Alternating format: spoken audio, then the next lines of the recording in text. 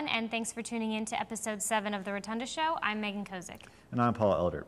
We begin to broadcast with coverage of a very special event from Longwood. It has been almost a year since Todd Miller sustained a severe head injury during a rugby match that would ultimately end his life way too soon. Longwood University and its rugby teams honored Miller's life with a memorial and a tournament in his name. I was there for the coverage. Destiny, where are you?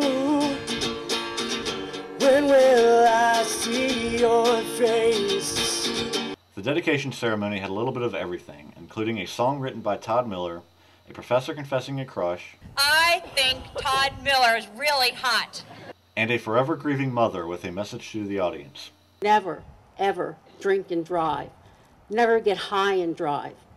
But the most emotional speech of all was given by Joe Leake, an organ recipient of Miller's. What Todd and Miss Miller have given me, they have allowed me to continue to be a father to my 9-year-old son.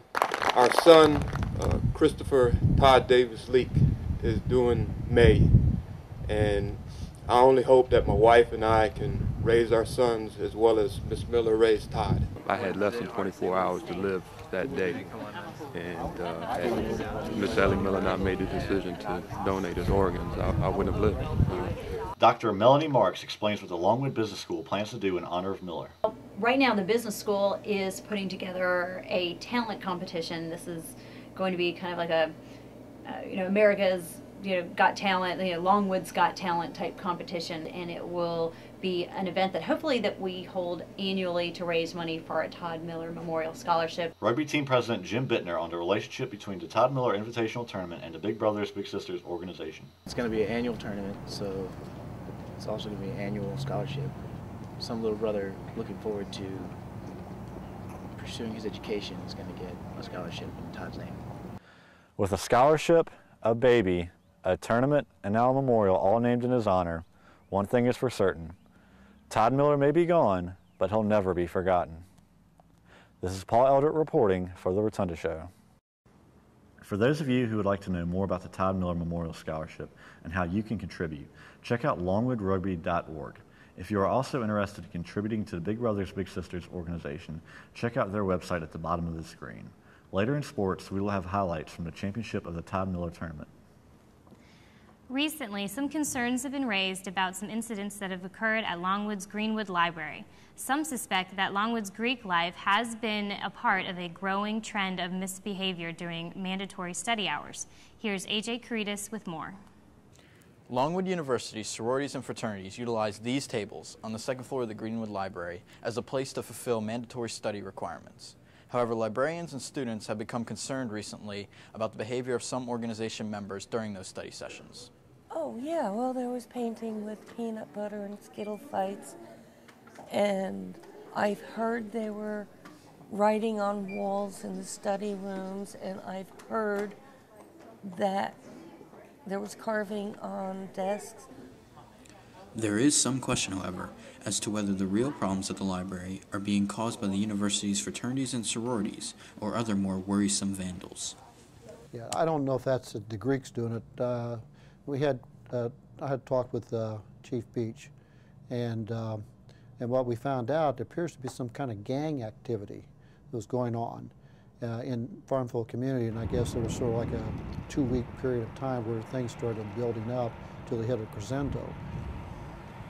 Gang activity may be to blame for recent problems in the library, but there are still concerns about the amount of work and play that go on during Greek study sessions. Other sororities are in here studying at the same time, and I've heard that sometimes they get to talking, but we encourage them to use the time wisely and to be as quiet as they can so they can get their work done. Study group students even agree that behavior can sometimes hinder attempts to get work done in the library. I think it's a distraction because, I don't know, sometimes it's really, really hard to get work done when you have all 10 of us here and just goofing off. But, I mean, you can get work done if you really need to. This is AJ Caritas reporting for The Rotunda Show. For the second year in a row, Longwood University has held a unique talent show. Similar to the popular show American Idol, Longwood Idol is for students to try out their singing skills. Amanda George has more. Lancer Productions hosts Longwood Idol annually here in the Langford Student Union Ballroom. This year's winner, Zach Mahone, was a guitar-slinging alternative singer. We had to learn one song, and then they told us 2 days right before it, the competition itself, they told us we were going to have to learn 2 songs. And then we got here and they told us we were going to have to learn 3 songs. And so we were all kind of freaking out a little bit, and they slowly just eliminated one after each round, and then it was the finals. With school budget cuts on the minds of many students, small programs such as Longwood Idol face getting cut. Lancer Productions representative Bernadette Johnson says this is unlikely, as the program this year only cost LP $85. So yeah, we pretty much didn't pay anything for it, and we had a higher attendance than like what we usually pay for. Like for example, my concerts to come in, we usually get like 20 to 30 people show up, and then we only had to pay for was prizes, and that was kind of like not within our budget too. Angela Jackson, Associate Director of Off-Campus Living, who played Simon Cowell in LU Idol, said the turnout this year was excellent. It was a really good response. This year they had like a large number of students attend, with like a variety of like different students from last year.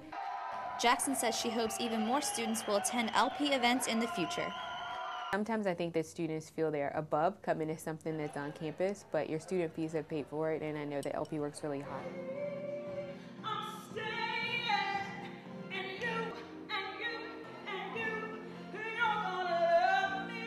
For more information, visit www.longwood.edu/LP.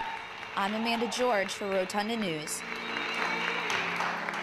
In sports, for the Todd Miller Tournament Final, it was only fitting that Longwood would be playing VMI for the title.